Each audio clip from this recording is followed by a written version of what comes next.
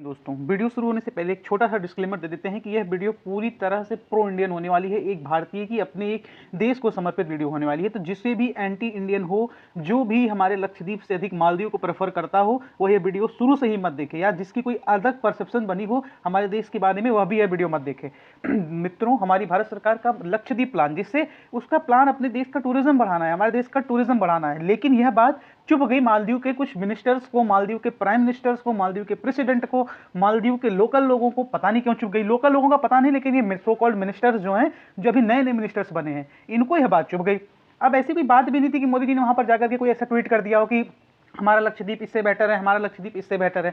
उन्होंने वह एक वीडियो पोस्ट की थी जिसमें लोगों से अपील की थी कि लक्षद्वीप को विजिट करिए, लक्षद्वीप के टूरिज्म को बढ़ाइए। यह बात लग गई बुरी मालदीव वालों को। मालदीव के जो प्रेसिडेंट है, नए इलेक्टेड प्रेसिडेंट मोहम्मद मोइजू, यह पूरी तरह से एंटी इंडियन है। इनका स्लोगन ही था कि इंडिया को बाहर निकालेंगे, भारत वहां से, मालदीव से, और इनकी पूरी तरह से प्रो चाइनीज प्रेसिडेंट है वहां के। ये भैया जिनके आगे की दाढ़ी आप लोग देख सकते हैं, पूरे मुंह पे दाढ़ी नहीं आई है, बस कहीं कहीं दाढ़ी आई है। यह पूरी तरह से एंटी इंडियन व्यक्ति है। इसका कुछ मकसद ही नहीं है। चाइना फंडेड व्यक्ति है, चाइना का पपेट बोला जा सकता है। तो इन्हें बता दें, चाइना का पपेट होने का फल श्रीलंका भुगत चुका है, बांग्लादेश बच चुका। बांग्लादेश बहुत अच्छा नेबर है हमारा। बांग्लादेश में जो शेख हसीना जी हैं, वह किस हिसाब से इंडिया को सपोर्ट करती है, इंडिया के साथ रहती हैं, चाइना से मदद लेती हैं, लेकिन इंडिया को कभी छोड़ती नहीं है, और वह दोबारा इलेक्शन जीतने वाली है। यह भी भारत के लिए बहुत अच्छी बात है, क्योंकि हमारे आस पड़ोस में कई सारे ऐसे देश हैं जिनके राष्ट्रीय अध्यक्ष पूरी तरह से एंटी इंडियन है। हाल फिलहाल में यह भैया, हमारे मोइजू भैया भी है, एंटी इंडियन है, पूरी तरह से चाइना के पपेट है।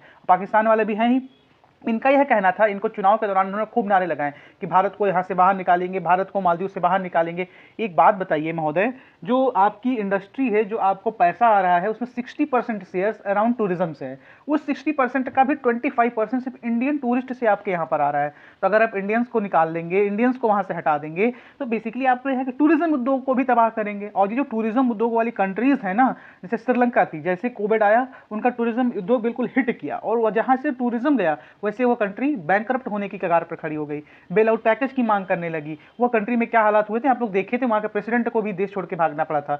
ऐसे सेम हो सकता है मालदीव के साथ भी हो जाए, जैसी इनकी पॉलिसीज हैं। क्योंकि एक ऐसा समय था जब मालदीव के ऊपर 100 लोगों ने मिलकर पूरी तरह से नियंत्रण कर लिया था, वहां की सरकार को हटा दिया था। उस समय वहां के राष्ट्रीय अध्यक्ष ने भारत से मदद मांगी थी, और तत्कालीन भारतीय सरकार, जिसके प्रधानमंत्री राजीव गांधी जी हुआ करते थे, उनके नेतृत्व में भारतीय नेवी ने जाकर के ना सिर्फ उन आतंकवादियों को मालदीव से हटाया था और मालदीव को आजाद कराया था। अगर हमारा कब्जा करना मकसद होता तो उस समय आराम से कब्जा कर लेते हैं, और वो व्यक्ति भी इंडिया में ही थे जो आपके उस समय के प्रेसिडेंट थे, और वो भी आराम से वहां पे एक ऐसी सत्ता दिखा करके चलाई जाती कि देखिए स्वतंत्र देश है। लेकिन भारत का मकसद किसी की 1 इंच जमीन पर भी कब्जा करना नहीं है।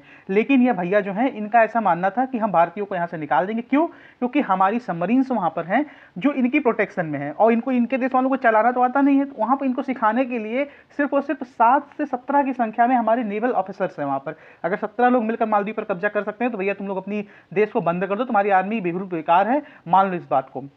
अब ये सब, ये जो इसमें उत्पन्न हुआ है, एक तरह से एक इंटरनेशनल मीडिया के द्वारा उत्पन्न किया गया विषय है। इसको ऐसा कहना अतिशयोक्त नहीं होगी कि मौजूद इससे ज़्यादा जिम्मेदार कहीं ना कहीं हमारे भारत के वह लोग भी हैं जो ऐसे ऐसे देशों में जाते हैं जो पूरी तरह से एंटी इंडियन है। अब आपको ऐसे देश में क्यों जाना है जब आपके पास एक खुद का ऐसा देश है, खुद का एक ऐसा द्वीप है जो ऐसी सारी सुविधाओं से लैस है, लक्षद्वीप। जी हाँ दोस्तों, जिसको लेकर के विवाद उत्पन्न हुआ प्रधानमंत्री की विजिट के बाद, वह लक्षद्वीप एक ऐसा द्वीप स्वयं में है जो आपको सारी खूबियां देगा जो आपको सो कॉल्ड मालदीव्स में मिल रही है। और मालदीव में ऐसा कुछ नहीं है जो लक्षद्वीप में नहीं है। एक मालदीव के ही मिनिस्टर हैं, उनका एक ट्वीट जारी हुआ, ये देखिए, ये नहीं, ये तो उनके किसी व्यक्ति का, इस पर तो फिर अभी हम चर्चा करते हैं, लेकिन यह एक मालदीव के मिनिस्टर हैं। इनका देखिए ट्वीट जारी हुआ कि sunset in Maldives, you would not see this in Lakshadweep. इनके हिसाब से जो सनसेट हुआ है मालदीव में, यह आप लक्षद्वीप में नहीं देख सकते हैं। तो भैया मोइज मोहम्मद जी, ये है हमारे लक्षद्वीप का बंगाराम बीच। अब यहाँ पर देखिए कितना बेहतरीन सनसेट दिख रहा है, पूरा सन भी दिख रहा है, सनसेट भी हो रहा है, क्लाउड भी है, प्रॉपर सीनरी व्यू भी है। तो भैया जी, आपके जो ख्याली पुलाव है ना, इन ख्याली पुलावों से बाहर निकलिए। और अगर हमारा प्रधानमंत्री अपने देश के टूरिज्म को बढ़ा रहा है, तो आपको क्या दिक्कत हो रहा है? आप भी बढ़ाइए अपने यहाँ के टूरिज्म। और इसके बाद ये एक भैया और हैं, ये भी वहाँ के बहुत बड़े ओहदेदार व्यक्ति हैं, जैसा कि आप देख ही सकते हैं इनका शकल किस हिसाब से लग रहे हैं। जाहिद रमीज नामक व्यक्ति हैं, इन्होंने लिखा the move is great, however the idea of competing with us is how can they provide the service we offer, how can they be so clean, the permanent smell in the rooms will be the biggest downfall। अब इनका ऐसा मानना है कि यह move अच्छा था प्रधानमंत्री का, लेकिन हम लोग इनके साथ compete कैसे कर सकते हैं, इनके तरह की सर्विस कैसे प्रोवाइड कर सकते हैं, इनके तरह से क्लीन पूरा एनवायरनमेंट कैसे रख सकते हैं, इनके तरह से हम लोग कि मतलब इनके देश जो चीज़ें प्रोवाइड कर रहा है वो हम लोग कैसे प्रोवाइड कर सकते हैं। तो भैया जी बता दें आपको, लक्षद्वीप में आप जैसे प्रधानमंत्री की विजिट के बाद ही वहाँ पर सबसे बड़े वर्ल्ड के टॉप होटल इंडस्ट्रीज की चेन्स ने वहाँ पर होटल सेटअप करना स्टार्ट कर दिया है। उनका प्रोजेक्ट वहाँ ऑलरेडी स्टार्ट है। आपके सो कॉल्ड मालदीव्स जहाँ पर मैक्सिमम इन्वेस्टमेंट जो अभी तक करता आया है वो इंडिया ही करता आया है, वहाँ पर हमको ऐसे नहीं बोल रहे हैं। ये देखिए 500 मिलियन यूएस डॉलर की हेल्प दिया था वहाँ की कनेक्टिविटी प्रोजेक्ट को बढ़ाने के लिए। अब आप लोग फोटो में एक व्यक्ति को देख रहे होंगे, यह जो है मोहम्मद सालेह जी, ये वहाँ के पुराने राष्ट्रीय अध्यक्ष थे। यह व्यक्ति जो थे ये बहुत अच्छे व्यक्ति थे, ये एंटी इंडियन नहीं थे, ये समझते थे इंडिया के महत्व को कि किस हिसाब से इंडिया ने इनकी उस समय मदद की थी जब कोई कंट्री इनके पास नहीं थी। अगर इंडिया नहीं करता तो आज इनका बिहार सीरिया और इराक से कुछ अधिक नहीं अच्छा होता। यह व्यक्ति जो है इनके समय में अच्छे खासे हमारे रिलेशंस थे, अच्छे खासे, लेकिन ये जो मौजू आया है ना ये सब चौपट कर देगा। भैया ये आप जो है अभी देखिए जरा, एक तो ये 500 यूएस मिलियन डॉलर की आ गया मदद।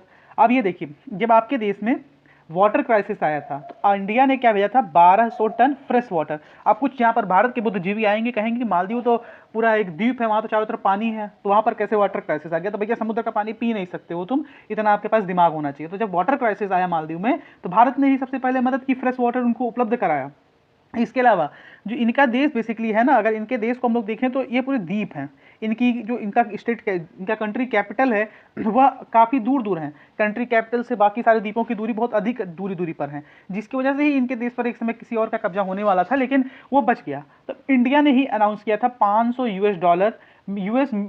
मिलियन यूएस डॉलर की एक मदद, जिसकी वजह से क्या होगा, Maldives builds a bridge linking its capital Male देखिए यहाँ पर ये माले है, यहाँ से इन सारी चीज़ों को लिंक करेगा। तीन माले यहाँ की कैपिटल है बेसिकली मालदीव्स की, इसके 3 आइसलैंड्स को लिंक करेगा, जिसमें एक है विलिंगली और एक है गुलिफाऊ और एक है तेल्सीफूसी।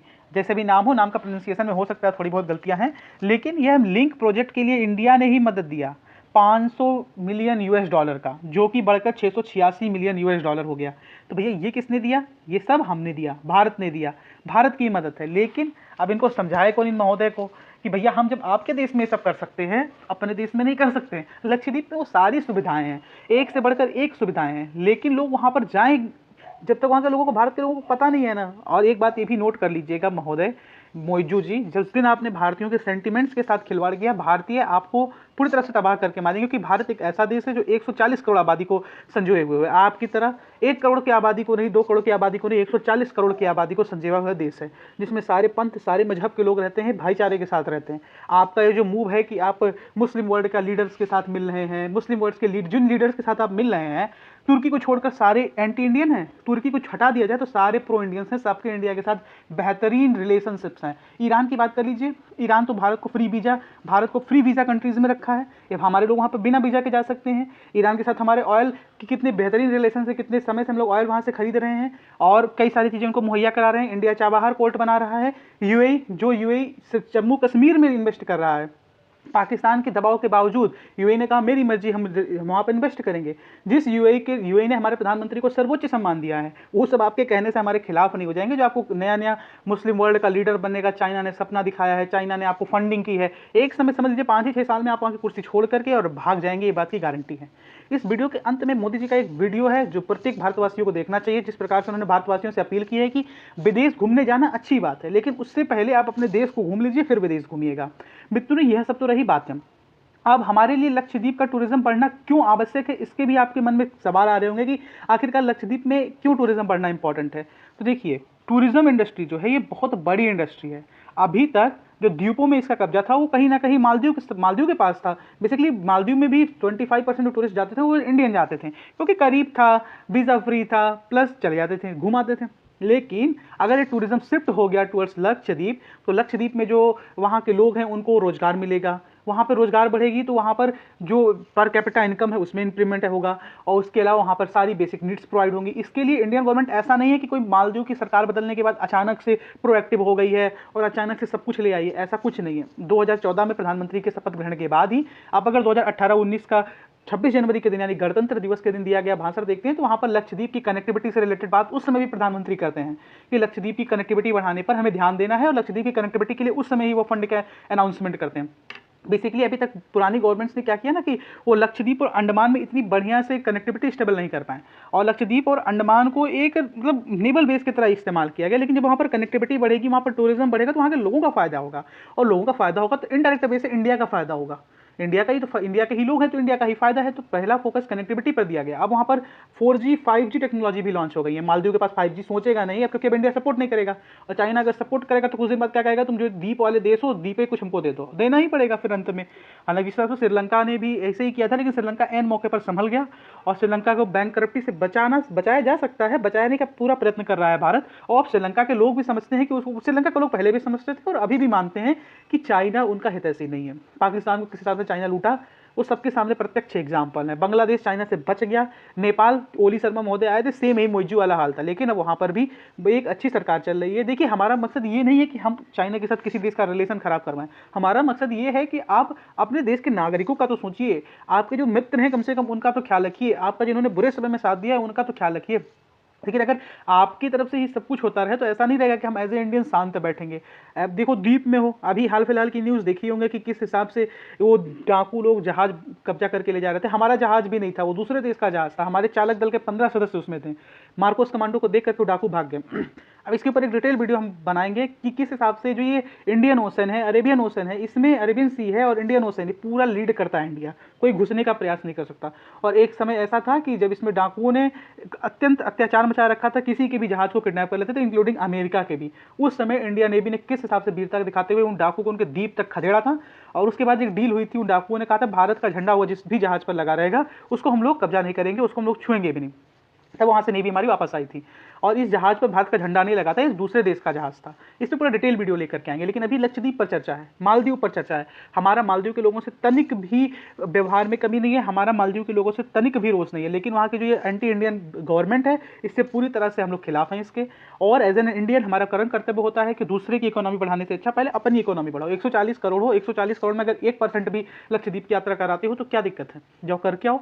अब 1% लोग तो 1% तो कर ही सकते हैं, घूमने कहीं जाना है लक्षद्वीप चले जाओ। देखिए टूरिज्म किस हिसाब से आगे बढ़ता है, जिस हिसाब से आगे बढ़ेगा वो स्टेट डेवलप होगा। उत्तर प्रदेश में आज से कुछ समय पहले तक टूरिज्म इंडस्ट्री कुछ था ही नहीं, क्योंकि बेसिकली रहेगा भी कैसे, उस समय आपको भी उत्तर प्रदेश के माहौल पता है। अब हाल फिलहाल में सुधार हो रहा है, तो पिछले 9 महीनों में ही लगभग 32 करोड़ टूरिस्ट आए हैं, इंडियन टूरिस्ट उसमें इंक्लूडेड है, यानी कि 32 करोड़ फॉरेनर्स आ गए हैं, इंडियन टूरिस्ट हैं। अयोध्या का मंदिर निर्माण हो जाएगा, अयोध्या डेवलप हो जाएगी और टूरिज्म बढ़ेगा।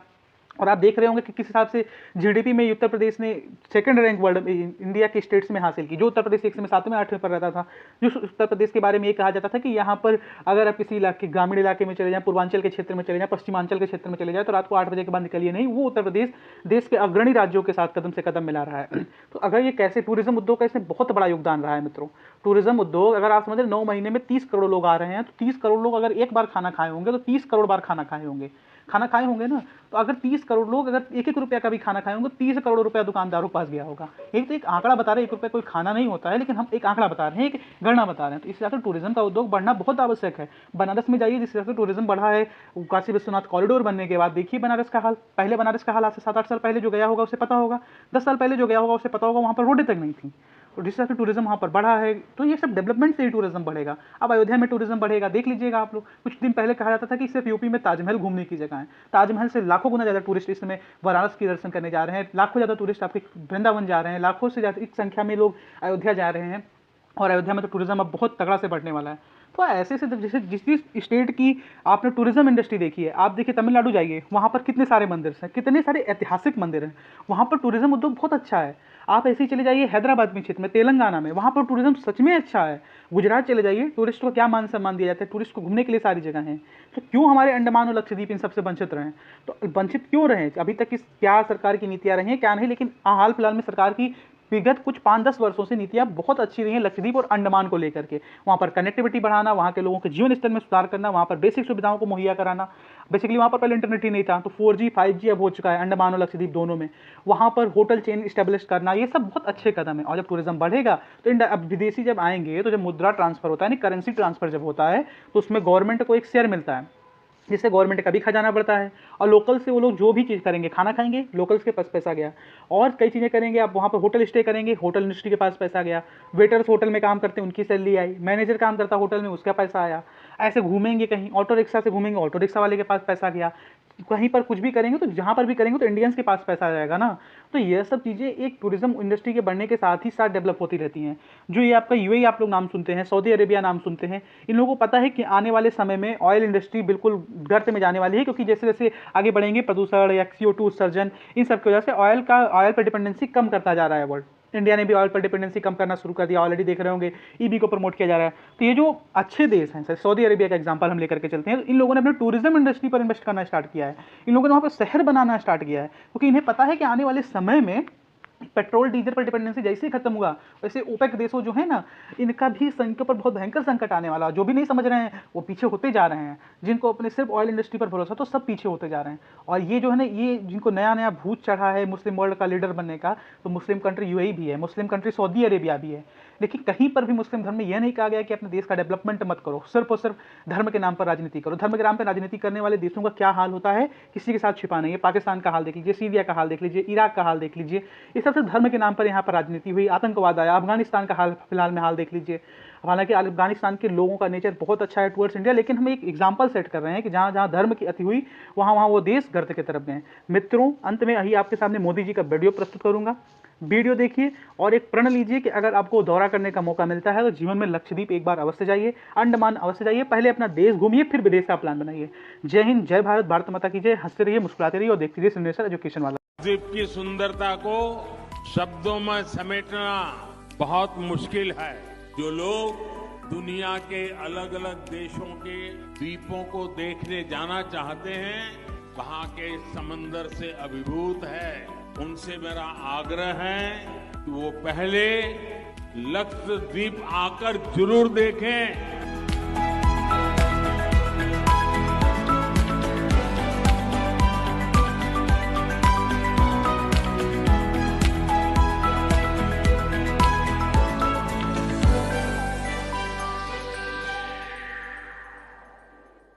गवर्नमेंट जॉब अपडेट्स आज शाम को 4 बजे के करीब इसी चैनल पर एक नई अपडेट के साथ आपके समक्ष हाजिर होंगे। जय हिंद, जय भारत।